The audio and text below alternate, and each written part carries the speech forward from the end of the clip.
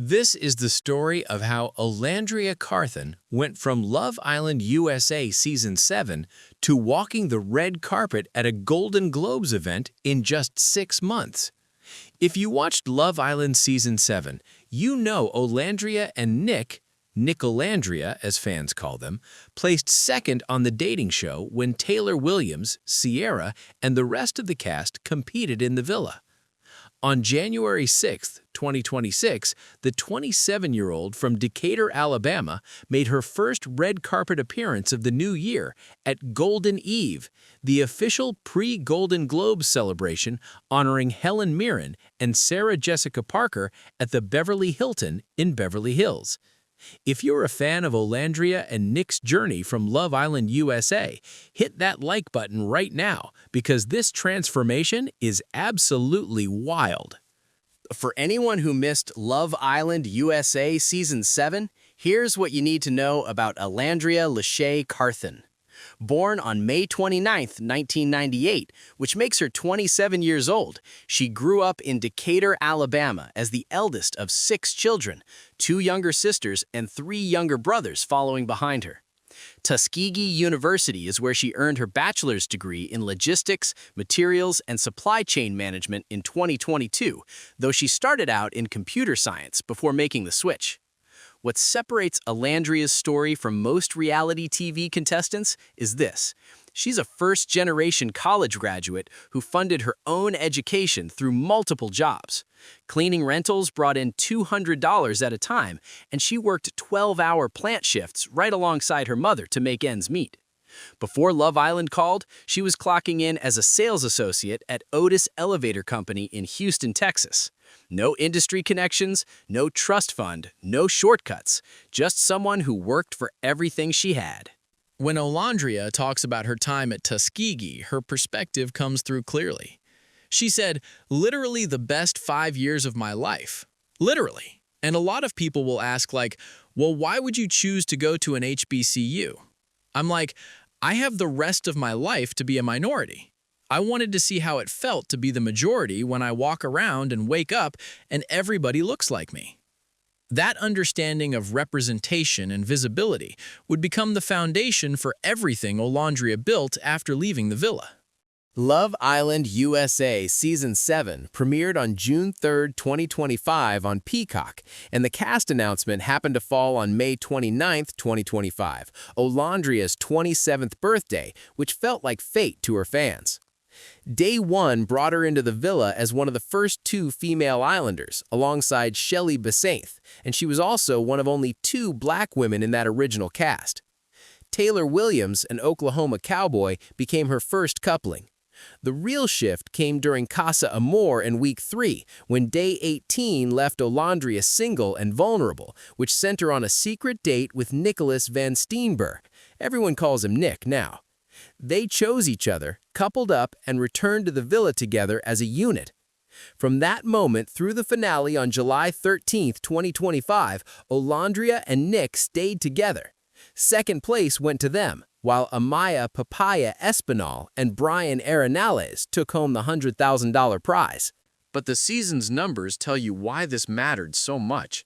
Those first 9 episodes alone racked up 1.2 billion minutes of viewing time, making it the #2 most watched streaming original program during that stretch. 54 million social interactions happened across platforms, and TikTok exploded with 623 million video views, a 232% jump from the previous season. And make sure you're subscribed because we are about to show you how Olandria turned that popularity into something way bigger than anyone expected. Olandria sat at the center of all that attention. Her fans dubbed her Bama Barbie, and while she was still locked in the villa, her friends created a professional email for her and took over her social media accounts. Thousands of brand partnership offers were waiting by the time she walked out. What made Olandria different wasn't just the popularity, though. She carried herself differently. She told Extra TV, honestly, even when I was younger, I always had way more to lose than people that I was kind of getting into it with. I had scholarships, I had awards, and I have all these things. So I couldn't really act out the way I wanted to because I had way more to lose than they did. So it kind of started at an early age. Viewers picked up on that composure and grace under pressure, and it translated into something more lasting than typical reality TV fame. Digital Brand Architects, a talent agency owned by United Talent Agency, signed Alandria within weeks of her July 2025 Villa exit. She left her job at Otis Elevator Company and committed fully to building her brand from the ground up. Here's where things get interesting, because Alandria didn't just grab every deal that landed in her inbox. Ad Age later praised her approach, calling it taking a deliberate approach to transforming momentary fame into a sustainable personal brand, and they named her one of the top 5 breakout creators of 2025 for exactly that reason. The actual work looked like this by the time Golden Eve rolled around. Brand partnerships with Amazon, Microsoft, NYX Cosmetics, Aveeno, Vaseline, Shea Moisture, EOS, Hyundai, Sweet Green, Raising Cane's, DoorDash, Shark Beauty, Liquid IV, and more companies that saw her as more than just another influencer making Instagram posts. NYX Cosmetics shows you exactly what kind of audience engagement she commanded. The Olandria lip kit, named after both her and Nick, sold out in minutes, which is the kind of performance that makes brands open their checkbooks. Commercial success was only one lane for Olandria, though. August 2025 brought her back to Tuskegee University for their back-to-school kickoff through her Amazon partnership, using her platform to shine a light on HBCU education. Microsoft announced a co-pilot partnership in September that specifically highlighted Tuskegee University, keeping that thread going. Glamour got this quote from her about controlling her own story. "That's been the most fun part, taking control of the narrative. Because at first, I was so upset at the thoughts that people had about me. I'm like, you know what? They're only going off of what they were seeing, what they were shown. At this point, it's up to me to control that narrative and show them the real me, the part that's not edited." Her Instagram following crossed 2.2 million by January 2026, while TikTok brought her 1.7 million followers. Commercial deals tell half the story at best. What really separated Alandria from the pack of reality stars was breaking into the legitimate fashion world, and that's not easy to do. September 2025 and New York Fashion Week kicked things off. September 12th marked her runway debut at the Sergio Hudson Spring-Summer 2026 show, but she kept the momentum rolling with appearances at the Off-White Spring 2026 Ready-to-Wear show, the Alexander Wang Spring 2026 show, and the Theophilio Spring-Summer 2026 show. People in fashion started paying attention. Matthew and Reginald Reisman, a well-respected styling duo, reached out after watching the show. They told Fashionista, "As a fan and watching the show, she, for us, was the standout of grace, integrity, and beauty, and she really resonated with us. To us, she really just stood out and separated herself from the rest of the cast." The Reismans took over as her styling team and immediately started placing her in major fashion moments. Vogue recognized her as one of the best beauty looks at the 2025 MTV Video Music Awards, and the InStyle Imagemaker Awards on October 23, 2025, added another credit to her growing fashion resume. November became her biggest fashion month yet. The CFDA Fashion Awards at the American Museum of Natural History happened on November 3, 2025, where she wore a custom Brandon Blackwood dress that Marie Claire called one of the best looks of the night. 24 hours later, on November 4, the Glamour Women of the Year Awards at the Plaza Hotel featured Olandria in a silk taffeta gown by Christian Siriano. Glamour itself said she delivered an instantly iconic WOTY style moment, which is not something they say lightly. Designer Brandon Blackwood explained to InStyle why working with her mattered to him. "She doesn't just wear clothes, she tells a story through them." Campaign work followed naturally. UGG's 2025 Fluff Mama Global campaign featured her as a model. Reebok's Angel Reese One campaign put her in front of cameras, and Harper's Bazaar Vietnam's December 2025 digital issue gave her that first solo magazine cover. Fashion and commercial success ran parallel to cultural impact and recognition, and Olandria started collecting awards that proved she'd moved beyond reality TV contestant status. The Ebony People's Choice Award came to her on November 4, 2025 at the Ebony Power 100 Gala, the same night as the Glamour Women of the Year Awards. Ebony described her as an influencer on their way to icon status, while her competition included Tracee Ellis Ross, Jasmine Crockett, Audra McDonald, Taylor Townsend, and Elmine.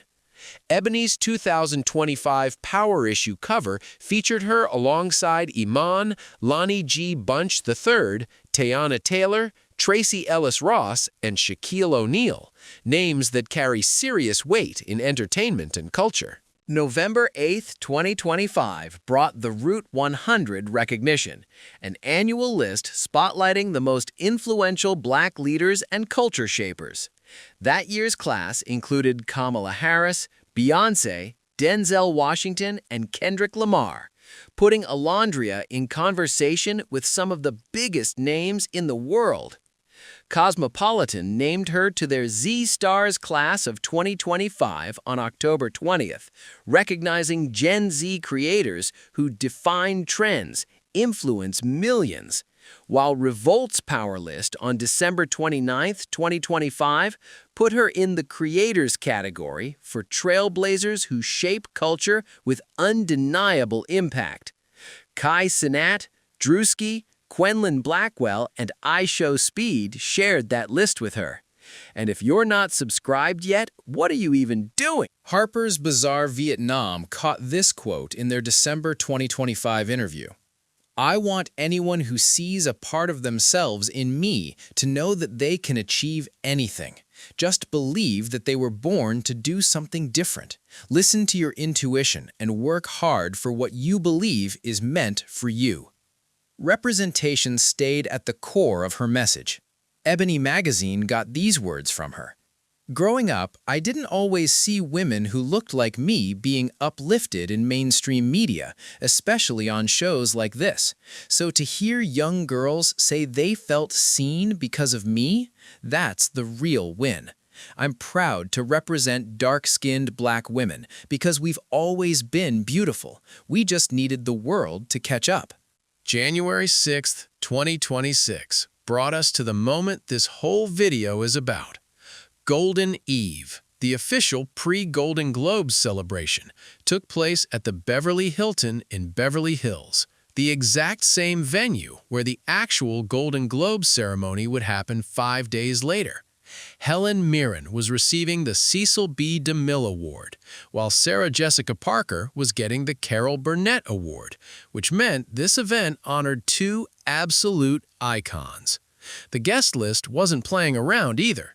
Harrison Ford showed up, Ted Danson came through, and Viola Davis, Coleman Domingo, Amanda Seyfried, Tessa Thompson, Vin Diesel, and Carol Burnett herself filled out the room. Hollywood's elite gathered to celebrate these legends of film and television. And there was Alandria, just 6 months after walking out of the Love Island villa. This was her first red carpet appearance of 2026, and she wasn't there to blend into the background. The outfit is what really made headlines, though, and for good reason. The Reismans styled her in a 7 Dejana gown. He's a Nigerian designer whose work demands attention.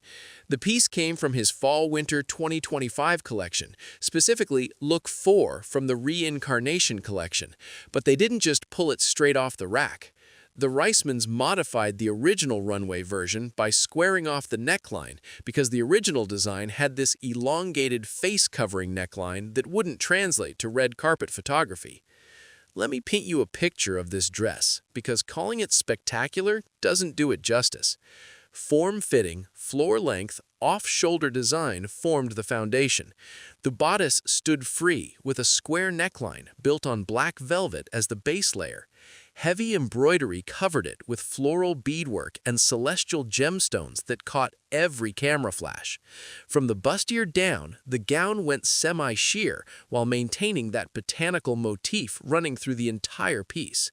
The train deserves its own description. Drop-waist construction in olive satin, centered by a three-dimensional pink rosette that added depth and drama.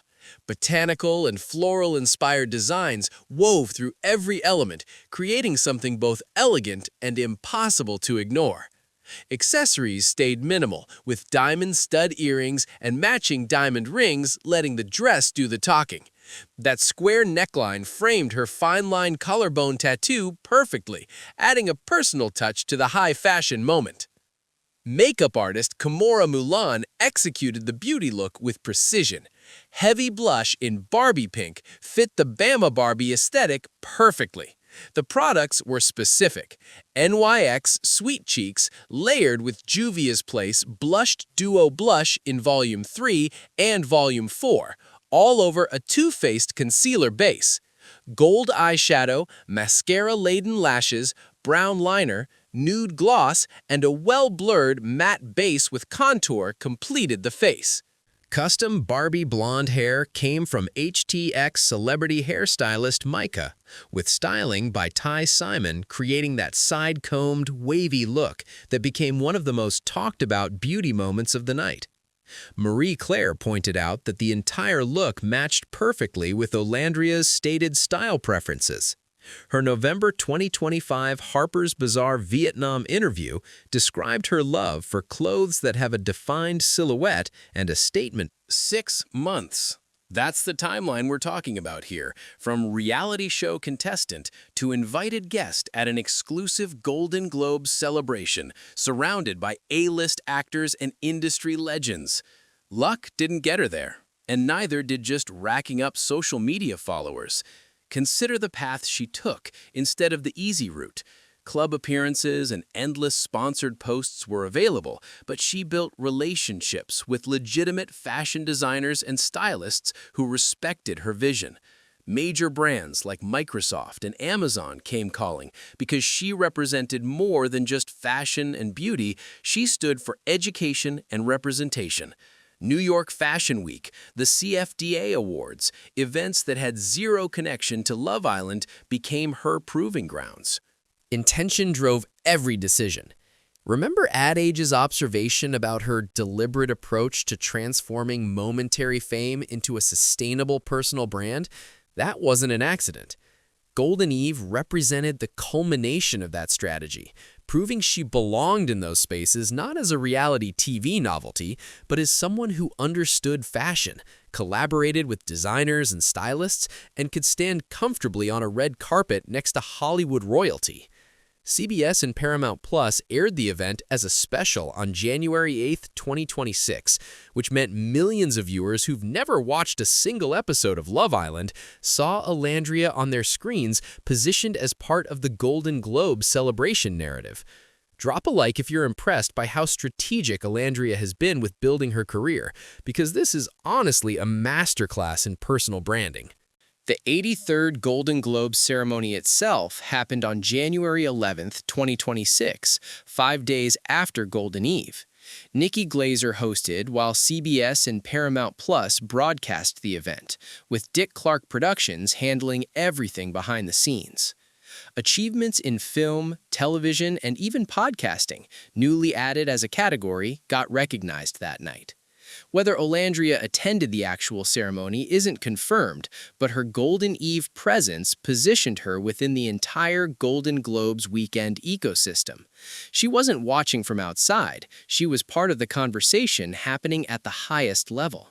Fans of Olandria and Nick should pay attention to what this represents. The Love Island journey and the relationship they built opened doors to real opportunities and lasting success, not just 15 minutes of fame.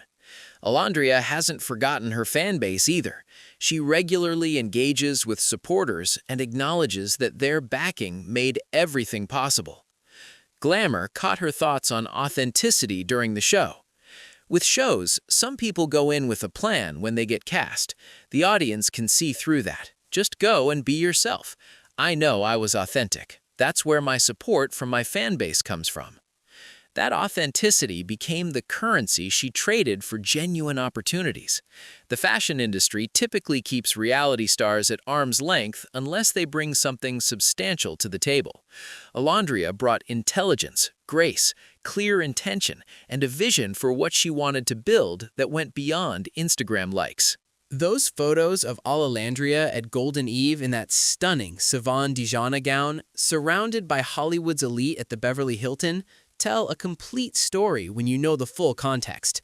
Start with the first-generation college graduate working 12-hour plant shifts alongside her mother to pay for education. Move to the woman who entered the Love Island villa on day one as one of only 2 black women in the original cast. Watch how she maintained composure and grace throughout the show when acting out would have been the easier path. Track the deliberate choices that followed, signing with a major talent agency, building strategic partnerships that made sense for her brand, walking in New York Fashion Week, collaborating with respected designers and stylists, using her platform to advocate for HBCU education and representation instead of just posting sponsored content. Circle back to her EB quote, "Growing up, I didn't always see women who looked like me being uplifted in mainstream media, especially on shows like this.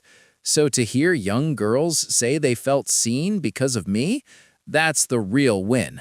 I'm proud to represent dark-skinned black women because we've always been beautiful. We just needed the world to catch up." Golden Eve wasn't just another fancy event invitation for a reality star. This was a young black woman from Alabama who understood her platform's power, used it with surgical precision, and proved you can go from a dating show to Hollywood's biggest night in 6 months when you execute the right strategy. Before you go, make sure you're subscribed because we're going to keep following Alandria's journey. And something tells me this is just the beginning. Hit that like button if this video gave you a new perspective on what's possible after reality TV. Alandria didn't just show up to Golden Eve. She arrived as someone who earned her place there. And based on everything she's accomplished in just 6 months since leaving that villa, we're watching the beginning of something much bigger than anyone expected.